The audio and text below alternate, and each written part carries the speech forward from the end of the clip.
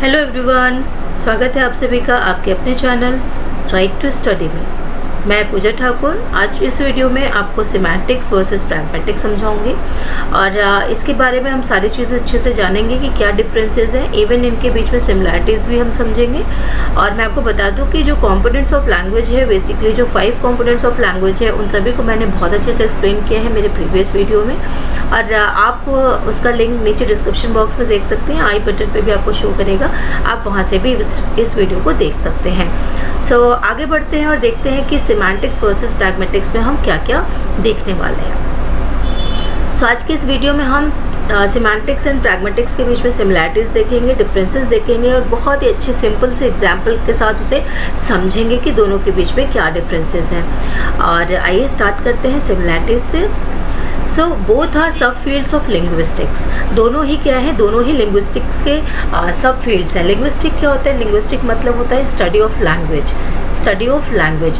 तो यहाँ पे हम किस लैंग्वेज की स्टडी कर रहे हैं? हम यहाँ इंग्लिश लैंग्वेज की स्टडी कर रहे हैं। और उसकी लैंग्वेज की जो स्टडी होती है वो कैसे होती है, उसमें कई सारी चीज़ें होती हैं। वही जो 5 हमें लेवल्स पता है, हमें जो 5 कंपोनेंट्स पता है, जो कि कौन कौन से होते हैं वह मैं आपको एक बार यहाँ दिखा देती हूँ।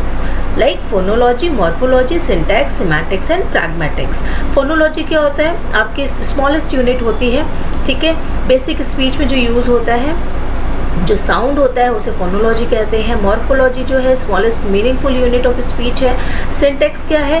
सिंटैक्स जो रूल्स एंड रेगुलेशन होते हैं, जो आपके ग्रामेटिकल रूल्स होते हैं, जो मीनिंगफुल यूनिट देते हैं आपके सेंटेंस को, वो होते हैं सिंटैक्स। सिमेंटिक्स क्या होते हैं? जो आपको मीनिंग बताते हैं। प्रैग्मेटिक्स क्या होते हैं? कि उस लैंग्वेज को किस तरीके से यूज़ किया जाता है और जिसकी कुछ मीनिंग भी आए, तो उसे हम प्रैग्मेटिक्स कहते हैं। तो ये पाँचों जो हमारे कंपोनेंट्स है लैंग्वेज के, इसी को हम कह सकते हैं कि वो क्या है, वो हमारे जो लिंग्विस्टिक है उसके सब फील्ड्स हैं, ठीक है। तो ये हमारे लिंग्विस्टिक के सब फील्ड्स हैं। तो both are considered as level of language. Levels of language दोनों ही कंसीडर किए जाते हैं। लेवल्स ऑफ लैंग्वेज मीन्स वही जो हमने पढ़ा है कंपोनेंट्स ऑफ लैंग्वेज, ठीक है। दोनों को ही लेवल्स ऑफ लैंग्वेज और कंपोनेंट्स ऑफ लैंग्वेज माना जाता है। दे आर लिंक्ड और related between them because both deal with the meanings of words and sentences but in different levels. अब दोनों की सिमिलैरिटी ये है कि दोनों ही मीनिंग बताते हैं, ठीक है। दोनों ही मीनिंग से डील करते हैं, लेकिन थोड़ा सा इन डिफरेंट लेवल्स। दोनों का लेवल मीनिंग कन्वे करने का अलग है, ठीक है। Both use the reference dimension, linguistic form, object in order to understand the meaning of the words और सेंटेंसेस। जो दोनों हैं उनका जो रेफरेंस है, उनका जो समझाने का तरीका है, जो कन्वे करने का तरीका है, ठीक है, जो कंटेक्स्ट है वो अलग होता है। वो क्या अलग होता है वो भी हम आगे समझेंगे। तो दोनों का जो रेफरेंस डायमेंशन है उन दोनों का अलग है, ठीक है। किस तरीके से मीनिंग को समझना है वर्ड्स को लेके या सेंटेंसेस को लेके, वो हमें ये दोनों में अलग दिखता है, अलग तरीके से हम दोनों को समझते हैं, ठीक है। आइए, ये थी सिमिलैरिटीज़। अब देखते हैं कुछ डिफरेंसेस को मैंने छोटे छोटे पार्ट्स में डिवाइड किया है। सबसे पहले डेफिनेशन लिया है कि डेफिनेशन में क्या डिफरेंसेस है देख लेते हैं। The study of meaning that is used for understanding human expression through language, ठीक है। सिमेंटिक्स क्या बताता है? सिमेंटिक्स हमें मीनिंग बताता है। जब हम किसी सेंटेंस की मीनिंग को समझते हैं, ठीक है, कि वो किस तरीके से यूज़ हुआ है सेंटेंस में, उसका क्या एक्सप्रेशन है, क्या कहना चाहता है, डायरेक्ट एज इट इज़ जब उसकी मीनिंग देखते हैं तो हमें हमारा वो क्या होता है? सिमेंटिक्स होता है। लाइक एग्जाम्पल है इज़ राहुल देयर। अगर यहाँ क्वेश्चन पूछा गया है इज़ राहुल देयर, तो यहाँ की सीधी सीधी मीनिंग आती है कि क्या राहुल है ना, क्या यहाँ राहुल है। तो अगर यहाँ पे हम पूछ रहे हैं कि राहुल के प्रेजेंस का यहाँ पे क्वेश्चन है, हमें इससे डायरेक्ट मीनिंग यही समझ में आ रहा है सिमेंटिक्स से, ठीक है। लेकिन अगर यही वर्ड हम प्रैग्मेटिक्स में, यही सेंटेंस हमारा प्रैग्मेटिक्स में यूज़ होता है, तो हम उसे कैसे समझते हैं? It studies the ways in which context contributes to the meaning. हम यहाँ कंटेक्स्ट समझते हैं कि किस संदर्भ में बात हुआ है, किस रेफरेंस में बात हुआ है, ठीक है, किस सिचुएशन में बात हुई है, ठीक है। लाइक अब मैं यहाँ पे आपको सेम सेंटेंस दे रही हूँ, इज़ राहुल देयर, बट अगर जस्ट सपोज कि किसी ने फ़ोन किया है, किसी ने कॉल किया है राहुल को पूछने के लिए, तो अगर फ़ोन पे बोलते हैं कि इज़ राहुल देयर, तो इसका मतलब क्या होता है कि वो बंदा, जो पर्सन है, वो राहुल से बात करना चाहता है, वो उससे पूछ रहा है कि अगर वहाँ राहुल है तो आप उसे फ़ोन दे दो, है ना, ये मीनिंग आता है। तो ये कंटेक्स्ट हुआ, ये रेफरेंस हुआ, ये सिचुएशन हुआ। सिचुएशन में इस सेंटेंस की क्या मीनिंग होती है वो समझना हमारा क्या होता है, प्रैग्मेटिक्स होता है, ठीक है।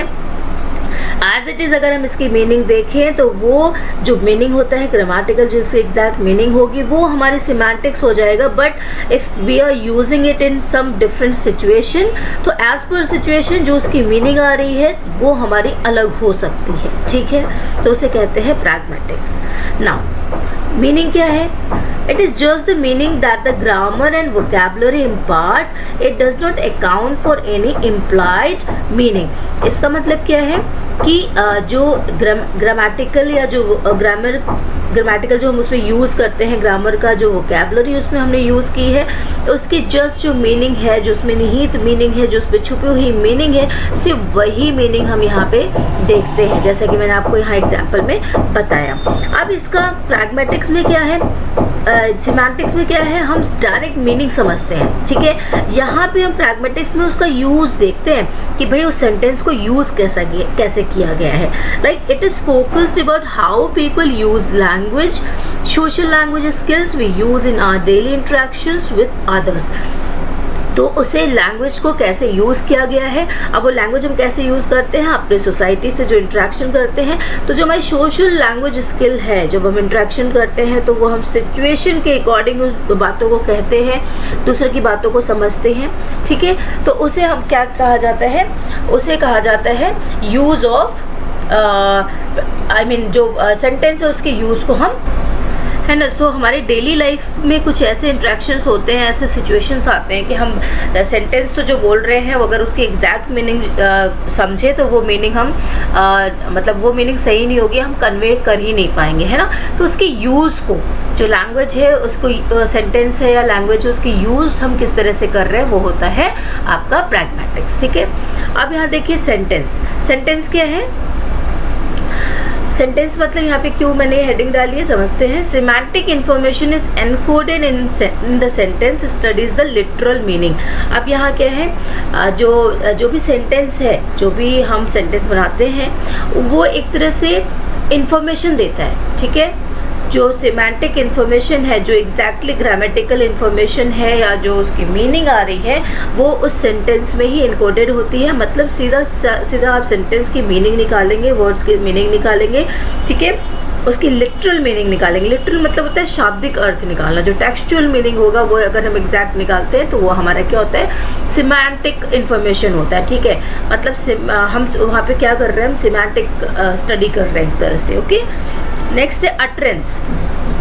अब यहाँ पे सिर्फ सेंटेंस की मीनिंग की बात नहीं होती है, यहाँ पे क्या बात हो रही है, pragmatic information is generated by or at least made relevant by the act of uttering the sentence.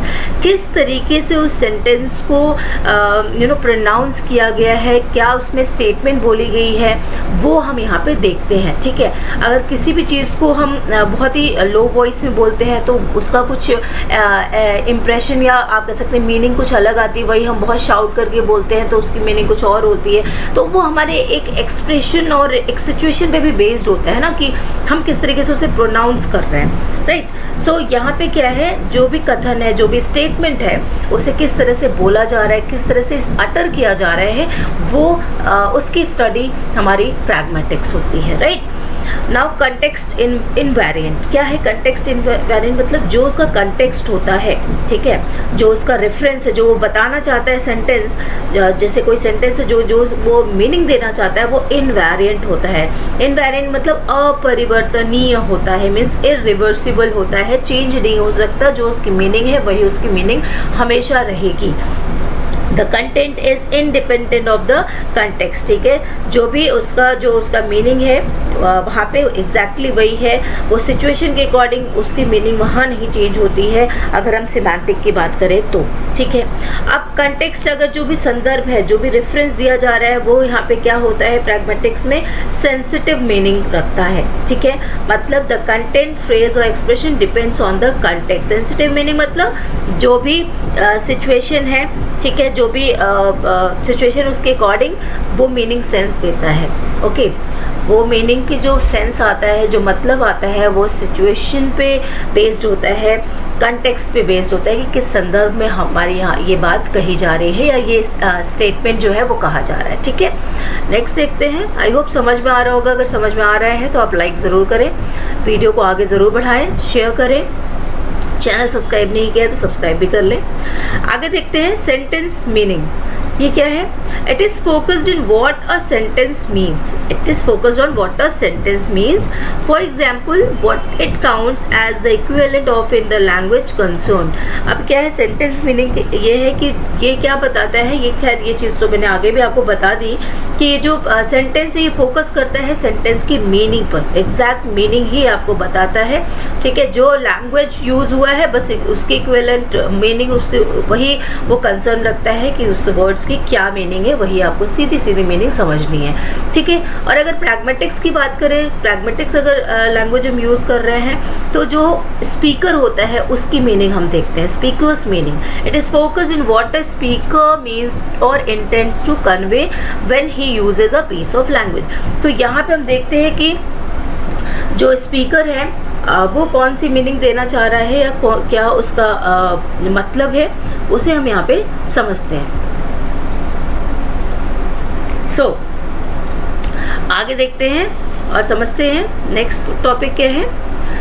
Rules क्या है? Semantics is determined by the rules of language. जो लैंग्वेज का रूल होता है, लाइक लैंग्वेज का रूल क्या है? जैसे कि हमें पता है कि पहले सब्जेक्ट होना चाहिए, फिर वर्ब होना चाहिए, देन ऑब्जेक्ट होना चाहिए, है ना। तो ये जो रूल्स हैं लैंग्वेज के, तो वो क्या है? वो रूल ये सिमेंटिक्स फॉलो करता है। उसी रूल में अगर होगा तभी वो मीनिंग दे पाएगा। ठीक है, यहाँ पे प्रिंसिपल्स चलता है। ठीक है, कि हमें कुछ प्रिंसिपल्स को फॉलो करना होता है, उसे देखना होता है, उसकी स्टडी से हमें इसकी मीनिंग को समझना पड़ता है। ठीक है, तो इसकी प्रिंसिपल्स क्या हो सकते हैं? Like an emphasis on actionable knowledge, कि एक्शन को देख के हम समझ सके कि क्या मतलब हो सकता है, उसकी नॉलेज हमें होनी चाहिए। ठीक है, कुछ क्या कनेक्शन है किसी बात का किसी सिचुएशन से, उसे हम समझ सके, रिकॉग्नाइज कर पाए, अपने एक्सपीरियंस से कुछ चीज़ों को समझ पाएँ।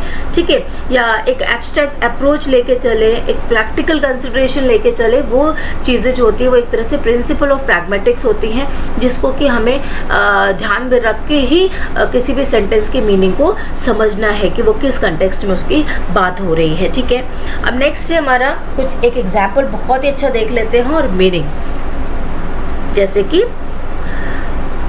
मैं यहाँ पे एक डायग्राम बनाती हूँ। ये जस्ट सपोज कि ये क्या है, ये एक क्या है, रूल है। रूल मतलब जानते हैं ना, स्केल। और ये क्या है? एक रॉक है। ठीक है, तो ये रूल जो है रॉक से बोल रहा है यू रॉक। क्या बोल रहा है? You rock. और ये इसको बोल रहा है यू रूल। अब देखिए, ये हम अगर मीनिंग देखते हैं, यू क्या है? यू जैसे हमारे क्या है? सेकंड पर्सन है, प्रोनाउन है, सिंगुलर है।